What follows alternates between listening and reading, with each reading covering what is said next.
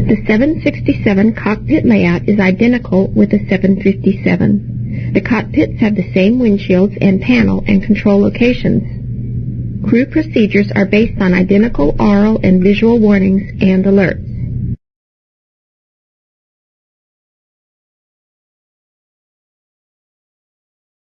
This frame shows the layout of the cockpit and the crew's stations.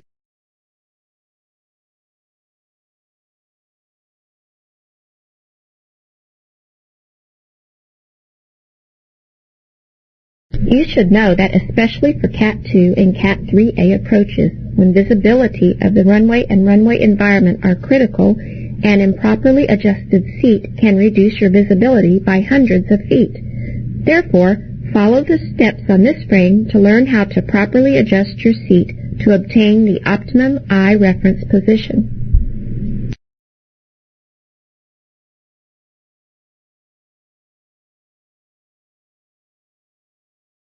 The flight deck is equipped with 6 windows as shown here. Some windows are electrically heated for anti-ice and anti-fog. The left and right side windows, number 2 windows, can be opened from the inside of the cockpit. There is no provision to open these windows from outside. Operation of these windows is explained in the Doors and Exits module.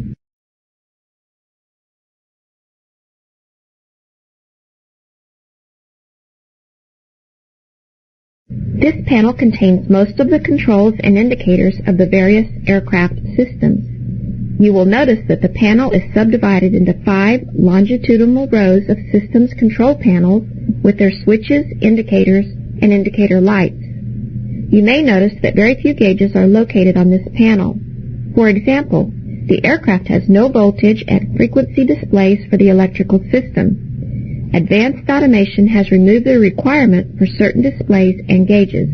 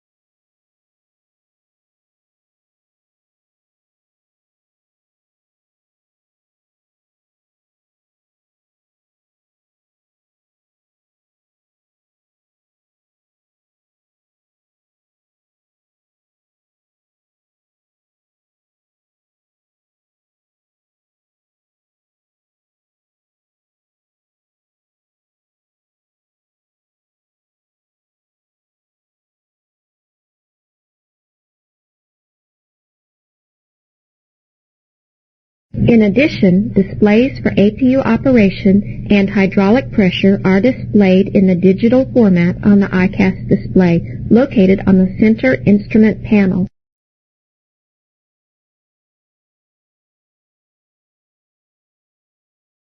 The forward instrument panel is divided into a left, center, and right panel. The left and right forward panels contain the primary flight and navigation displays.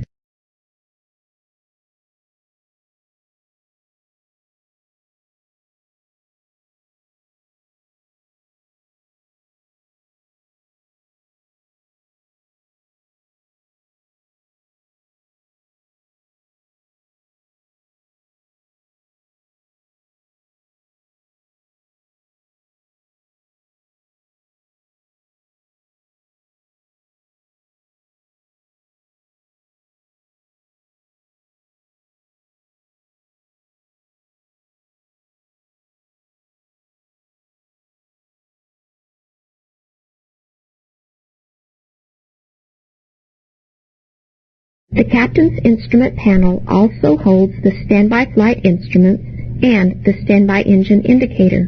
The first officer's instrument panel holds the brake pressure gauge.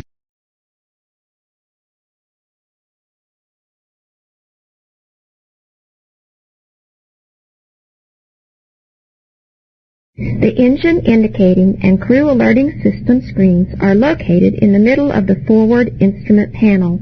The two ICAS CRT screens display the engine instruments, messages of the crew alerting system, and system status messages.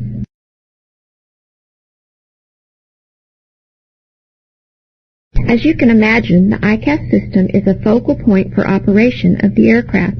Flight crews must be able to interpret and use the checklist to respond to ICAS messages. We will provide a training module for the ICAS system.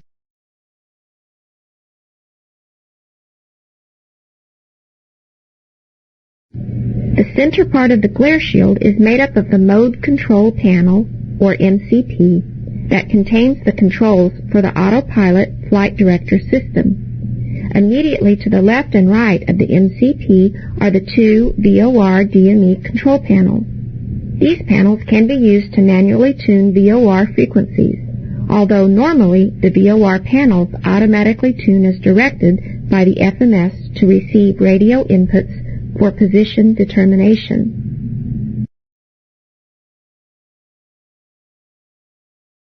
The master caution and warning lights are located outboard of each VOR panel. These lights illuminate for certain caution and warnings, which are also displayed on ICAS and/or discrete lights.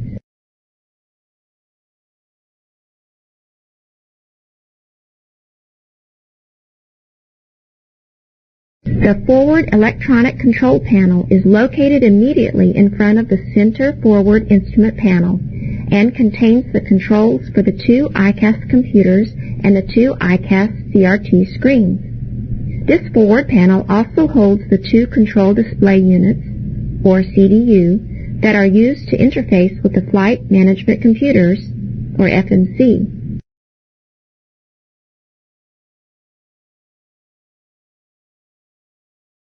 The controls for the secondary flight controls and the major engine controls are located on the control stand.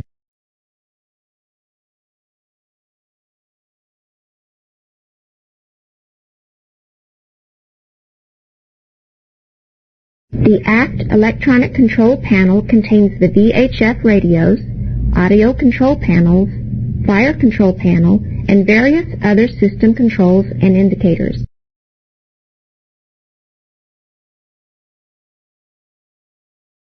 The accessory panel is located on the right side wall behind the first officer's seat. It contains switches used primarily by maintenance to test and extract digital information from the ICAS computers. The accessory panel also contains the oxygen mask for the second observer and the bookcase. Before sitting down during the cockpit pre-flight, you will test certain components of this panel as shown on the list.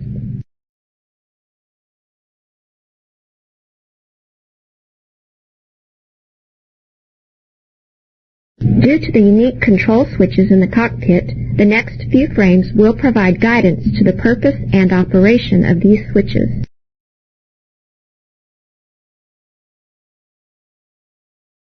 Instead of old-style toggle switches, the 757-767 system panels incorporate an extensive use of push-button switches. Two types of push-button switches are used: alternate action and momentary action.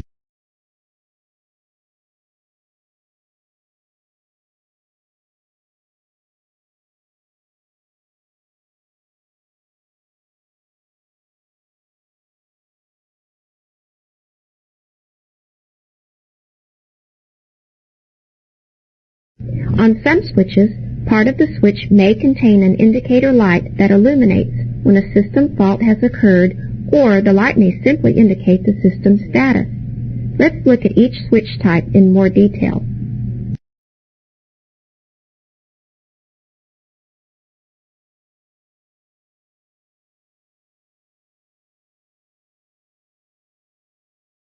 Alternate action switches assume different positions when pushed to on and when pushed to off. When an alternate action switch is pushed to on, the switch position becomes flush with the panel and a mechanical shutter is removed to expose a flow bar.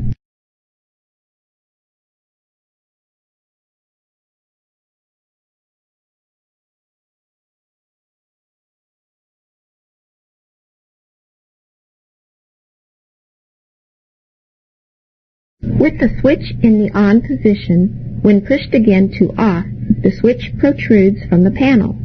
These switches are typically used to select a valve to open, switch on, or a valve to close, switch off. Another example of an alternate action switch is an engine pneumatic bleed valve switch.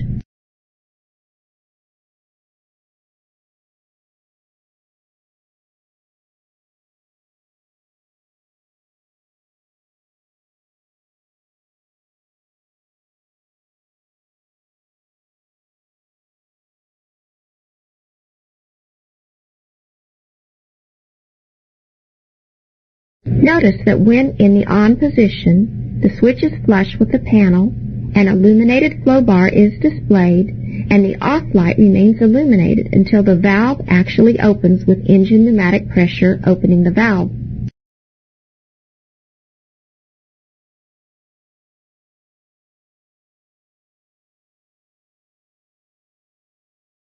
Other system alternate action switches have an on designation superimposed on the flow bar associated with the on position. Examples of these kinds of switches are the fuel pump switches.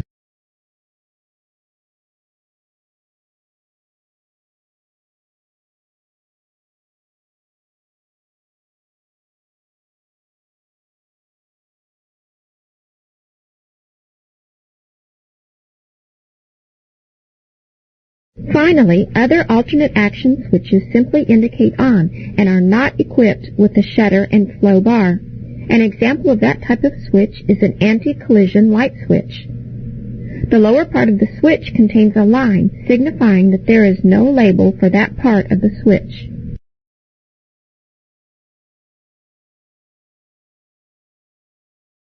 This type of switch is spring-loaded to the extended position. When pushed to the on or off position, this switch returns to the extended position. An example of a momentary action switch is the external power switch. We'll explain.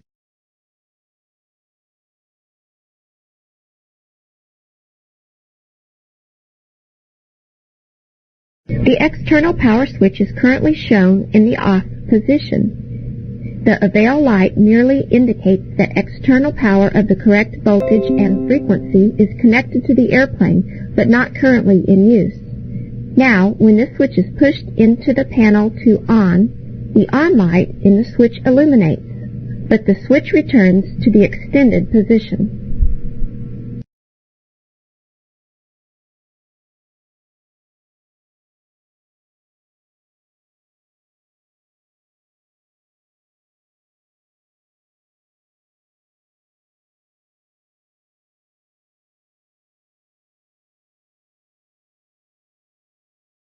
Therefore, with this type of switch, you cannot determine the on-off status by observation of the switch position, but rather by the lamp indications on the switch itself.